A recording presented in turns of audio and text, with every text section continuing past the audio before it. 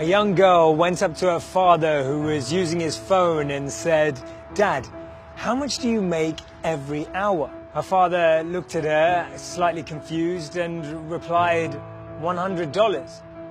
She looked back at him and said, "Dad, can I get $50? He looked even more confused and hesitatingly reaching to his pocket and handed her $50. She then reached into her back pocket, took out another $50 and said, "Dad, here is $100. Can I have an hour of your time?" Reality is that we now spend more time on our phones than we do with our loved ones. By the time you finish watching this video, there will have been over 8 million YouTube views, over $610,000 in sales for Amazon, and over 2.9 million swipes on Tinder. We've evolved so that our digital phones have become our physical homes. We walk with them, talk to them, eat and sleep with them. Has FaceTime made us forget to spend time face to face? Do we hide our emotions behind emojis? Do we feel that calls would reveal too much? Do we prefer text instead of a one-to-one connect? Is it wrong that our Instagram feeds are more like highlight reels and not how we really feel? We started by blaming the teenagers and now every one of us is a screenager. Sherry Turkle says we now expect more from technology and less from each other. We're never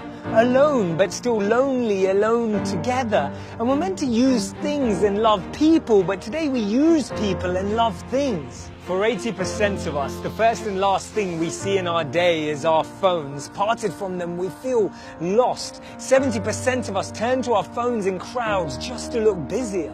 We need to prioritize what matters to us. Let's not have our minds full of notifications and emails, but let's be mindful to noticing others' emotions. We're always charging our batteries and updating our software, but what about recharging ourselves and upgrading our soft skills? When was the last time you logged out, switched off, took a digital detox? Sometimes we need to unplug, disconnect so that we can reconnect and use technology purposefully. We've confused technology and time. We use tech to text someone next to us, but we need to be using it for those who are far away and use time for the people that are actually close. The problem is not technology, it's the way we use it, or right now at least the way it uses us. Be careful about what's on your news feed because that's what you're feeding your mind. Cheat on your phone with a book. I promise you it won't be a mistake.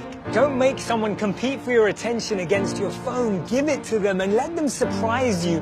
Create no technology times and zones in your home so that the ones who love you can hear your voice and not just your ringtone. Your phone has already replaced your camera, your calendar and your alarm clock. Don't let it replace the people who matter.